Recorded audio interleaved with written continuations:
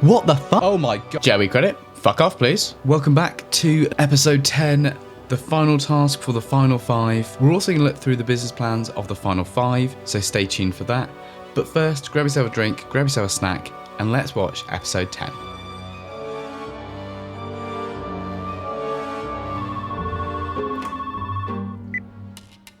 Hello? Joey credit. Fuck off, please. We've only got 2 more of those left. That's kind of sad, actually. Good morning. Oh my god. Lord Sugar's here. Lord Sugar decided to turn up. I've criticised him a lot in the past, and I'll continue to criticise him in the future. But he turned up, so he's going on the the nice list. He's going on the nice list. Well done, Lord Sugar. Well done, Alan. We'll call him Alan. I've ever since last week I said about Tim not being given the respect. They're all getting first name treatment now. That's just the way the world works, I'm afraid. Alan, give Tim a lordship, and then you can all be Lord and Baron, but... You'll need to design a capsule collection. What's a capsule collection? Let's look it up. Let's look it up together, because I have absolutely no idea. A capsule collection includes a limited number of versatile clothing items and accessories being mixed and matched to create multiple outfits. It might include t-shirts, jeans, a blazer, a dress, and a few statement accessories. Isn't that just like normal clothing? I'm not a fashionista like Amber Rose and like Chizola, but I think that's everyone's wardrobe, isn't it? Or maybe it's just mine, but my wardrobe is made up of 6 items, which I mix and match. I've got lots of different outfits, except obviously I don't really treat it like that. I've just got clothes. Am I the weird one here? The team that secures the most hypothetical orders will win. Hypothetical. Don't forget, they are hypothetical orders. They're not real. Don't get your hopes up. These are hypothetical orders, not real. So who fancies going for project manager for this task? I've definitely got to put myself forward for this one. I've got a fashion business on the outside. Liam's got to be project manager here. It's literally his whole business. Yeah, it's work, fashion. It makes perfect sense to choose him as project manager. Either you win and you're through to the final, yes, big win, or you lose and you could just put all the blame on Liam. It's a no-brainer. Though, I've just noticed there's 4 on this team, 3 on the other team. That's 7, quick maths. So if I 2, the other team's only got 3. So if they lose, 2/3 of them go home, which feels a bit unfair. So maybe if you choose Liam and you lose, perhaps that doesn't save you, because if you don't do a good job yourself, then you're still fucked, because this team they can only really fire 1 from the other team anyway if they lose. Food for thought. I'd still choose Liam though, because ultimately he should know what he's talking about. Yeah, I'd like to put myself forward as well. I personally think going down the route of upcycling, I think there's a stronger story in saying we're turning something that was ugly into something beautiful and new. I'm happy to vote for Jordan. Yeah. All right, well, I'm So happy Jordan, to be... project manager. I'm confused why Jordan put himself forward there. Like, I can vaguely understand Mia and Anita voting for him based on the fact that he actually had a vision, he had an idea, he had a route. But that was it. Why did he put himself forward when he could have just been like, Liam, you're going to be project manager, but I've got this amazing idea that I think we should go with? Like, why did he want to lead this particularly? Why are you shaking your head? No, I'm just gutted, man. Let me have a minute. Give him a bit of time, to be fair. Like, he's asked for a minute. He's just been basically told, yeah, we know it's your business, but we think you're so shit that you can't be trusted. That's going to feel pretty gutting, to be fair. So give him a bit of time. Chizola's vision was to create a collection of something you can wear every day. This is a crowded market. If she goes for something simple and everyday, I'm not sure she's going to get the order she wants. I don't know, Karen. I think you might need something you wear every day, because that's, having literally just looked up a capsule collection, that's literally what you need. You need quite a few things of every day so that you can wear it every day. Yes, you need some statement pieces, sure, but like, it needs to have the basics in there. You can't just have, oh yeah, in my wardrobe, all I have is a blazer, a coat, and a ring. No t-shirt, no jeans, nothing. Just statement pieces. Liam, I think you make logos for your brand. Do day to day, I draw patterns, I make designs. You draw logos as well, though. That's mental. I can't understand Jordan's logic here. You know, I understand him going on the design team because he has this vision. Fine. But why not take Liam? You know, someone who does this day to day to help him. I don't understand that. It doesn't make sense to me. Why take Mia, who has no background in this, and then to put Liam, the other sub team, with a kind of, oh, you make logos for your brand. He's probably made one logo for his brand. The logo he uses for his brand, not loads of them. So, I don't know.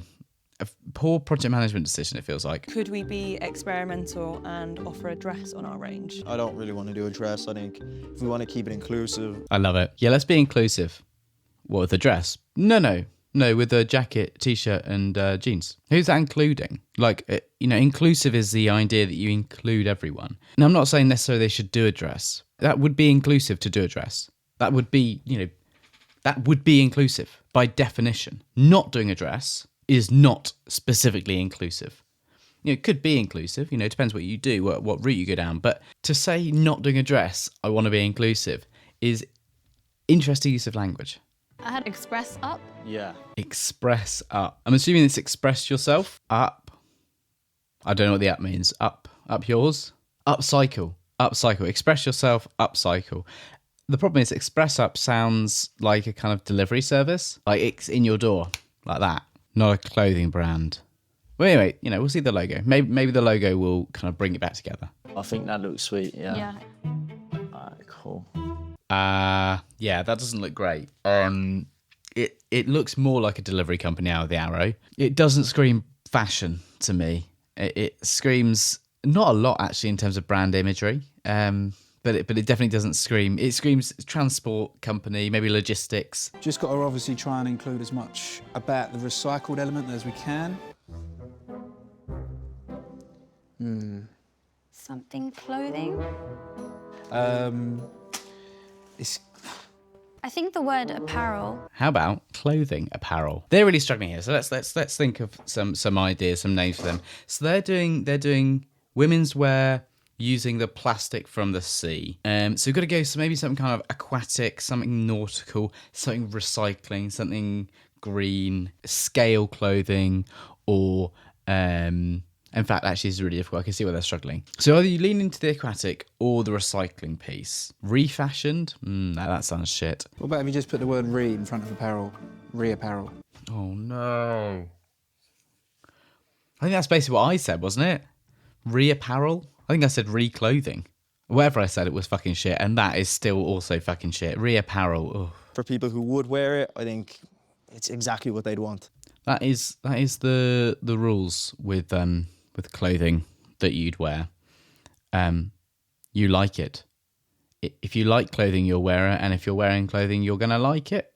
So it doesn't really say a huge amount, does it, Jordan? Like an outer layer cape. What if we push the boat out and just use the whole of this as a skirt? Let's do crop top. Yes. Yeah, I think going for a dress, fine, sure. A cape, sure. Crop top, sure. Probably wouldn't go for all three. I think it really constrains the market options for them, because having one of those items, sure, but to have it as just, that's it. It has to be all three of these big statement pieces. Okay, let's do the logo. Quick. Yeah, okay. So Chizola said two things. One, Do you have any preferences around the style logo? Do you want it to be like font writing? No, then I don't want us to use like squiggly lines, be very clear. readability. Let's not go for a kind of a swirly font. And let's not do squiggles. I was thinking of a signature sort of handwriting look. They have done a swirly font. You know, the typography they've chosen is calligraphy. It's a little bit of pizzazz within the Yeah, logo. you can put like a ring around it to give it the sort of recycled look. And they've done squiggles. What do you think? Yeah, I like it. And it's not even readable. It's too just dim. And a cape comes out which shows loads of vibrant colours. We have 5 minutes left Yeah. to finish. The jacket's made from sleeping bags. What? Sorry. Gotta go. Sorry, guys. I love the fact that they're like on the phone and it's like, oh, okay, what, gotta go, bye. Like, oh, you they didn't have any opportunity or any chance to really go, wait a second, wait. You're doing what? These two are thrown. And that phone call was too short. Again, producer interference. That phone call was too short. Why not give them the opportunity to have that back and forth and discussion to allow them to do the best that they can? You know, we've got an hour of TV here. Just allow it. Neither. Let's film this quickly because we have no time. And this is another demonstration of part of the problem. You know, they've got no time. They have no time. Literally have no time at all. Have no time at all. That's twice this team have mentioned the fact they've got no time. It's so rushed that it makes the viewing experience, you know, yes, funny, laughing at them being idiots, but they can be idiots without the time pressure. Some of these people are some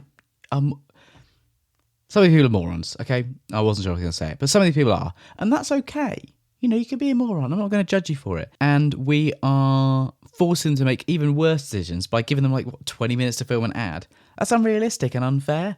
Let's, give them a bit more time. It can't cost that much more. And this show must make tons of money for Fremantle. Just give them a moment to breathe. Everyone loves a scrunch bum. Love a good scrunch bum. Everyone loves a good scrunch bum. I love a good scrunch bun. Drum roll. This is the bomber jacket. Looks like a mermaid's outfit. That is a scrunch bum. Their clothing looked all right. It was a bit run-of-the-mill. The blue leggings were a bit bright, dare I say it, for kind of the standard consumer. The vest top was horrific. The bomber jacket was interesting, but it was fine. It was okay. I wouldn't buy it. I'm not the market either way, but it was fine. So this is actually made of a complete parachute. What? No, it's a great piece. No, it's great. Love it, actually. Why is it so big and heavy and bulky? In today's society, as a man, I turn rubbish into statement pieces. Take these flower garments, for example, into these cool earmuffs. Express yourself with upcycled fashion. Express up. The advert is funny. The advert is quite funny, which is good. I'm not sure it's very useful for the task, but it should count for something. It's quite funny. It would stay in your head. It's memorable. It's a bit silly, but I quite like it. Finding out if their menswear hits the mark. I feel like a superstar. Honestly, that coat is actually quite cool. I would wear that. I don't think I could pull it off, but I would wear it. It does look quite comfortable. It looks quite cool. It's it's got a nice mix of kind of grey with some accent pieces in the pink and the blue. I'll criticise where it's due, but that's quite nice. The moment you've all been waiting for. We will be introducing you to our capsule collection. This is our scoop neck vest top. This just makes me think about the In-Betweeners fashion show. Oh, okay. The look here is dreadful. Why have they got Chizola doing it as well? Why don't they get an actual model to come and do it? Is Chizola going to have to do all of them? Guys, come on, calm down. Don't spoil a good evening. I just wanted to open up and kind of tell you the origin of this brand and what it means to me personally, because it starts with the story of a little boy who thought being a man was keeping everything cooped in, not speaking about your problems, and pre-made ideas of what a man should be that really became my true self. And that's what we're trying to embody in our brand today. Lovely speech about kind of male kind of mental health and empowerment. Not really sure what it has to do with the rest of the brand or the clothing, but lovely speech nonetheless. We feel like express up and end would really work well together. I've skipped the selling bit because it's just so contrived. It's all hypothetical, that everyone knows there that it's just completely made up, and that's normal for the Apprentice. But yeah, it's boring. I mean, you remember Mr. Campbell here the other day with his bright blue business Smurf suit. Take the mick out of someone for wearing something they're proud of. Yeah, really, really nice stuff, Lord Sugar. No, Alan, fuck you. Really, really nice stuff, Alan. Yeah, nice. Dickhead. Jordan, I understand that you became the PM after a little bit of banter with Liam, yeah? Yeah, banter. I wouldn't call it banter, Lord Sugar. Neither of them know what banter is being referred to here, and I have no idea. Let's rewatch the bit where they chose who was project manager. Why are you shaking your head? Oh, I'm just gutted, man. Let me have a minute. I can't see anything there that was like banter, apart from Liam asking for some time to just take in what just happened, which isn't banter. So I don't know what he's referring to. Maybe I'm missing the point because I'm a 78-year-old fart, right? Yes. And their total amount of units they sold was 2,150. Only 1,160 units were taken. Not even really close. Way too niche a product. On a VIP river cruise where you enjoy a luxury dining experience as you sail down the Thames. Whoa, whoa, whoa. This is where all the budget's gone for all the, the victories. They're going on a boat cruise in the Thames and having some food. That must be 80% of the budget. Which is why there has been some weeks where there's been absolutely ass. This is like £200 a head. So they've actually spent a bit more than normal on this. £200 a head. Well done, producers, for spending a little bit more on your candidates who won. Now we've got 3 confirmed though. Let's look at their business plans, and then we can come to whoever the final 2 are after they've been selected. Amber Rose, she owns Orimart, which is like a kind of supermarket in London. In that, she used to sell a kind of Taiwanese bubble tea. They couldn't keep it going, basically. There was too much happening at once for it to be successful, and therefore they kind of pulled the tea from the main store. The business plan is, let's do the tea again, but its own kind of standalone venture, which I think is quite a cool idea. There's a lot of bubble tea out there, a lot. Flip side, there's already people requesting this. There's a customer base there. Maybe that could work. And she's really successful on social media. She of all the candidates has done the most on kind of TikTok and things like that. She is, even if she wins or loses, she's leveraged this opportunity to kind of build her personal and her shop's brand. So that's Amber Rose. Gisela wants to improve the kind of experience of businesses who are starting up and seeking investment. She thinks that the kind of traditional networking required for successful investment is just a bit broken. So she wants to kind of make that whole process simpler and easier. She wants to basically create a platform that vets investors and then joins them up with entrepreneurs who need the funding, which means that basically you present once, I suppose, online, and then people look at it and go, yeah, that's good, I'd like to invest in that. And these people are already kind of, they're bona fide. They've got the money. They have XYZ backing. All you do is check whether they align. So kind of taking some of the kind of social element out of investing and making it more kind of standardized, I suppose. And then Dean owns an air conditioning company. And again, like many of the other candidates, his whole business plan is just expand it. It works. Let's build on it. They do air conditioning units for home and commercial properties. As global warming increases, the kind of temperature, the peak temperature we see in the summer, there's going to be more demand for it. But also, air conditioning is useful for in the winter. It actually can be used to heat homes. So, and I suspect he does or could do air pumps and ground source heat pumps, which would, again, this market is definitely growing. It might be something that Alan is really interested in investing in, but fundamentally, again, it's just another expansion one. You heard me mention the final 5, but there's 3 of them there, which means 2 of you will be leaving the process today. So 2 of them are going home. I can't see a world where Anissa goes home today, to be honest. She's done as much as she reasonably could. She built a terrible brand, sure, but she contributed. Jordan probably should go home because just rubbish project management, if I'm completely honest. Mia gave the bad idea, which was to go super niche, which probably cost them orders. And Liam's just been a huff the whole time. So I think Anissa is safe. So it's 2 of the other 3, which feels ridiculous to say.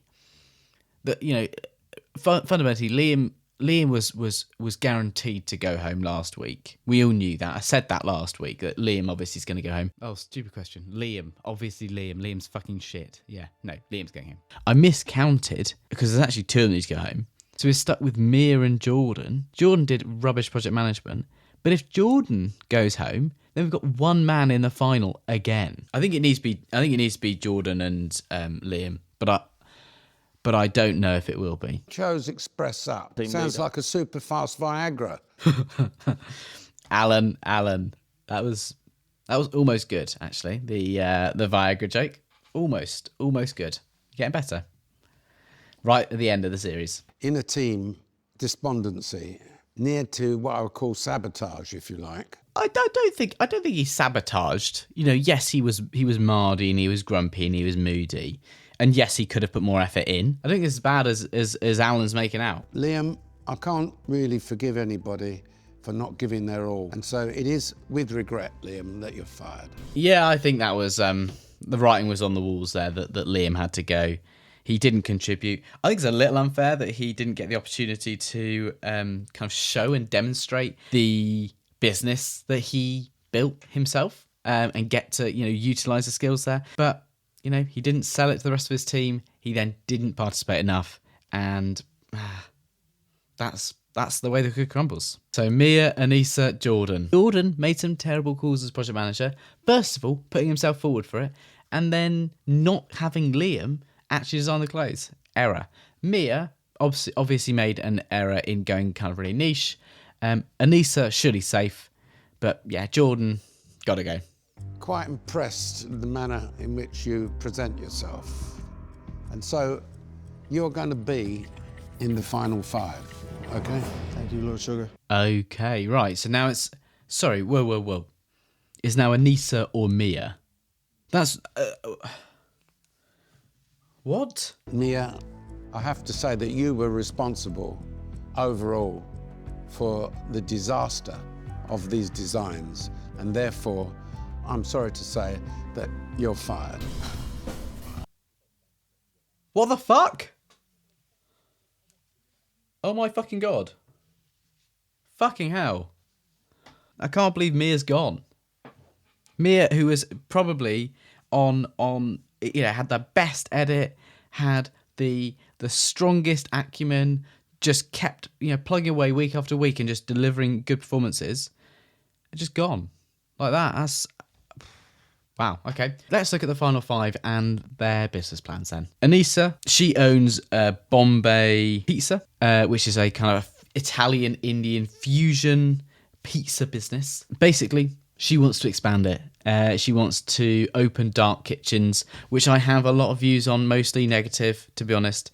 But to expand it into kind of more high demand areas, and broaden the scope of the operation. That's her business. Is literally just expand her fusion pizza business into new markets through dark kitchens. So you can't go and eat there, but you can order it on things like kind of Deliveroo and Uber Eats and things like that. And our final person through, Jordan. Again, he is going to expand his pre-existing business. So he has a 3D rendering kind of an artist studio in animation and things like that. He wants to grow it, bring on new artists, and get more clients. Honestly, of all of them, this is probably the weakest business plan, at least in the stuff that we've been shown. He's also the youngest, kind of 22. He's not got as much experience as the others. And again, it's that scaling business. Is there demand right now for increased animation studios? I'm not sure, but you know, what do I know? I don't know anything about animation. That is our final 5. That is their businesses. The Apprentice has got 2 more episodes. One next week is our final 5 interviews. There's gonna be some absolute gold moments, so make sure you're subscribed. Hit that like button. If we get 30 likes, then I'll watch the next episode.